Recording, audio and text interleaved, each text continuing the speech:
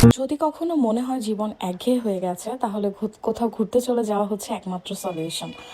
আর শুধু একঘেয়ে জীবন কে চেঞ্জ করার জন্যই না, আসলে একটা নতুন শহরে যাওয়া, নতুন অভিজ্ঞতা, আর সব কিছুই নতুন মানুষের সাথে মেলামেশা করা, সব কিছুই যেন মনে হয় মনকে অনেক সতেজ করে তোলে। প্রতিটি সূর্যাস্ত ভিন্ন, প্রতিটি সমুদ্রের ঢেউ আলাদা, আর প্রতিটি যাত্রাই এক নতুন গল্প। ভ্রমণ শুধু চোখে দেখা না, একটি আত্মার দেখা। প্রাকৃতিক সৌন্দর্যে হারিয়ে যাওয়ার মাধ্যমে লুকিয়ে আছে জীবনের আসল রং। দেখি, ওয়াও, ফেলে দিলাম। প্রত্যেকটা ট্যুরেই আসলে এত সুন্দর সুন্দর গল্প থাকে, যেগুলো আসলে ভিডিওতে বা বলে প্রকাশ করা সম্ভব না।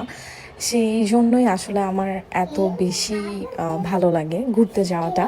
তো আমাদের রাঙামাটি গল্পটা এরকমই ছিল, ছোট ছোট অনেক গল্প ছিল যেগুলো আসলে এক্সপ্লেন করা পসিবল না। তো আমরা অনেক ভালো একটা সময় কাটাই, সময়টা খুব সুন্দর যায় বলেই এই মেমোরিজগুলো আসলে আমাদের সবসময় মনে থাকবে। আমরা সবাই যখন ঘুরতে যাই, আমাদের মেমোরিজগুলো আসলে সেরকমই হয়। রাঙামাটিতে আমরা প্রথম দিন পলবেলা ছিলাম, সেখানের এক্সপিরিয়েন্স আমাদের যেরকম ভালো ছিল, ঠিক অপোজিট এক্সপিরিয়েন্স ছিল এই নিসর্গতে। ঢুকতেই ওদের খুব ব্যাড একটা এন্ট্রেন্স ছিল।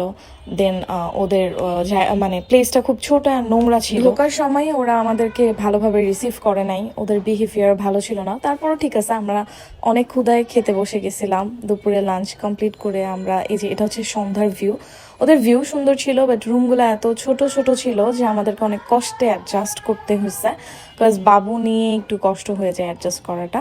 তারপর আমরা অনেক সুন্দর সুন্দর টাইম স্পেন্ড করি। বিকালে আমরা অবশ্য কাইকিংও করেছিলাম, কিন্তু সেটার ভিডিওটা অ্যাড করা হয় নাই।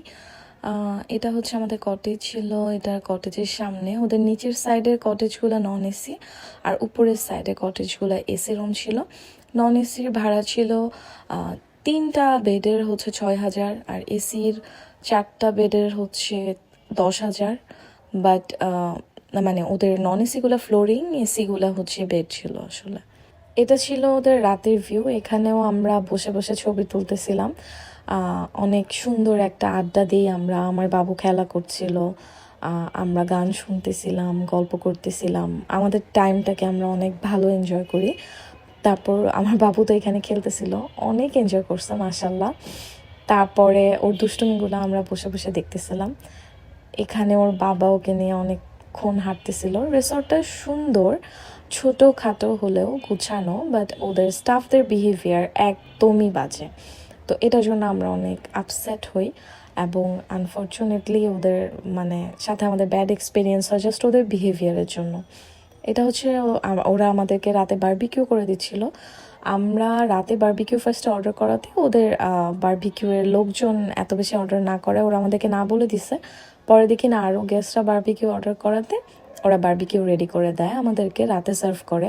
ওদের বিহেভিয়ারগুলো কেমন বাজে ছিল, একটা ইনসিডেন্স আমার মনে পড়লো। আমরা হচ্ছে কফি খাচ্ছিলাম, তো কফি অর্ডার দেওয়ার, ফার্স্ট কফি অর্ডার দেওয়ার 10 মিনিট পরে আমরা সেকেন্ড আরেকটা কফি অর্ডার দিই, কারণ আমাদের শীতে মনে হয়েছে যে আরেকটা কফি লাগবে।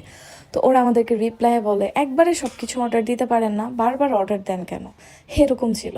আচ্ছা, ওদের রেস্টুরেন্টে ওরা বারবিকিউ সার্ভ করে, আমরা খেয়ে দেন হচ্ছে উনো খেলে আবার হাঁটি। রিসর্টটা ছোট হলেও যথেষ্ট গোছানো, আমি আগেই মেনশন করেছি। ইভেন পিকচারও ভালো আসে, ফটোজেনিক বলেই এত হাইপড হয়তোবা। তো আমার সাজেশন, ওদের বিহেভিয়ারটা ভালো করা দরকার, এছাড়া আমার আর কোনো কমপ্লেন নাই। আর হচ্ছে এখান থেকে পরের দিন আমরা ভোরে ভোরে উঠে যাই, কারণ আমরা চেক আউট করবো, আবার আমরা আরেক জায়গায় ঘুরতে যাব। বাট স্পিচলেস টাইপের বিউটি ছিল ভোরবেলা, এত কুয়াশা ছিল। আমরা এদিন আবার শাড়ি পরে প্ল্যান করেছিলাম যে ছবি তুলবো।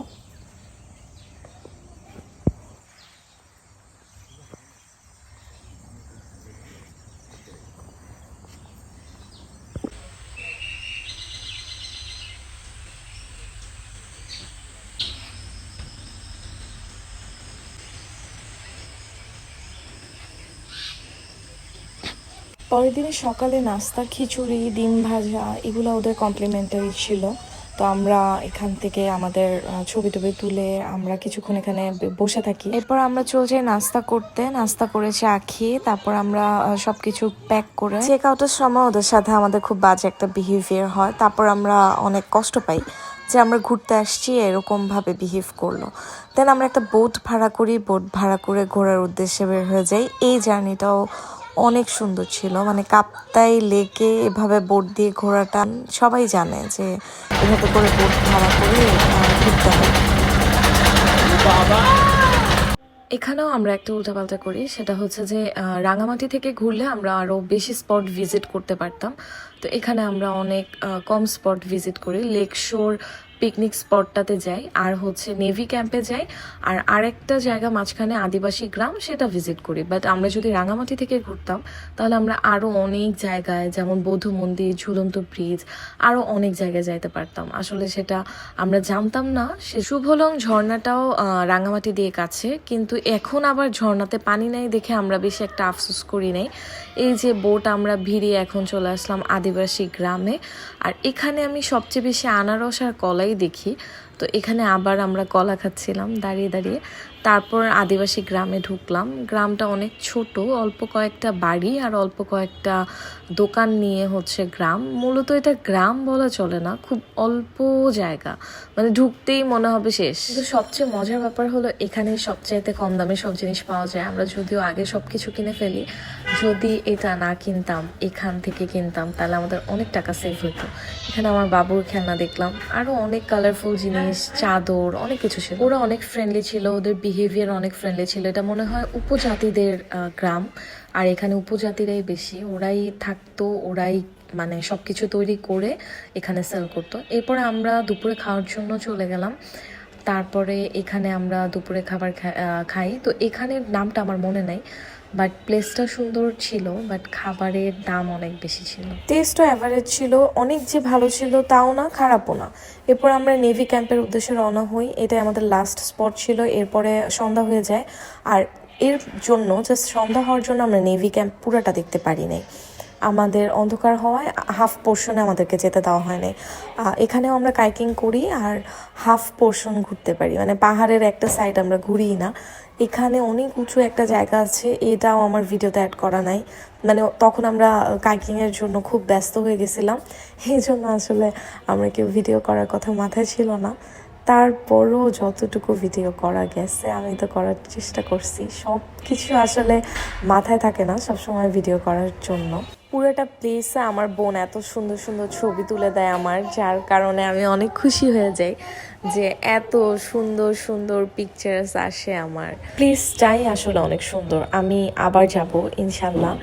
তো এই ট্রিপটা আমার সবসময় মনে থাকবে, সবসময় মনে থাকবে। আর এই জন্যই মনে থাকবে যে আমরা সবাই একসাথে গিয়েছি। আরও সব কাজিনরা একসাথে গেলে আরও বেশি ভালো লাগতো, কারণ অনেকে ছিল যাদেরকে আমি অনেক মিস করছি। আমার ভাই ছিল না, তারপরে হচ্ছে আমার কাজিনরা ছিল না। তো ওরা সবাই থাকলে আসলে ট্রিপ আরও অনেক মজা হতো। ট্রিপের মেইন মজাই আসলে ফ্যামিলি সব পার্সন নিয়ে যাওয়া, সুন্দর প্লেসে, সুন্দর জায়গায়, নিজের মানুষের সাথে থাকার মজাই আলাদা। আপনি অনেক সুন্দর একটা প্লেসে যাবেন, কিন্তু আপনার কাছের মানুষজন সাথে থাকবে না, তাহলেও আপনার ভালো লাগবে না। আবার আপনি নর্মাল একটা জায়গায় বসেও আপনার ফ্যামিলির সবাই, আপনার আপনজনদের নিয়ে বসে থাকবেন, সেটাও আপনার অনেক বেশি ভালো লাগবে। তো আসলে জায়গাটাও ম্যাটার, বাট তার থেকে বেশি ম্যাটার হচ্ছে নিজের মানুষরা একসাথে কোথাও যাওয়া। অনেক কিছু অনেক অগোছালো ছিল, আবার অনেক কিছু অনেক সুন্দর ছিল। হয়তোবা এরকম ভাবেই আমাদের এই ট্রিপটা হওয়ার কথা ছিল। আলহামদুলিল্লাহ আমরা সবাই বাসায় ভালো মতো পৌঁছে গেছি। And we are going home.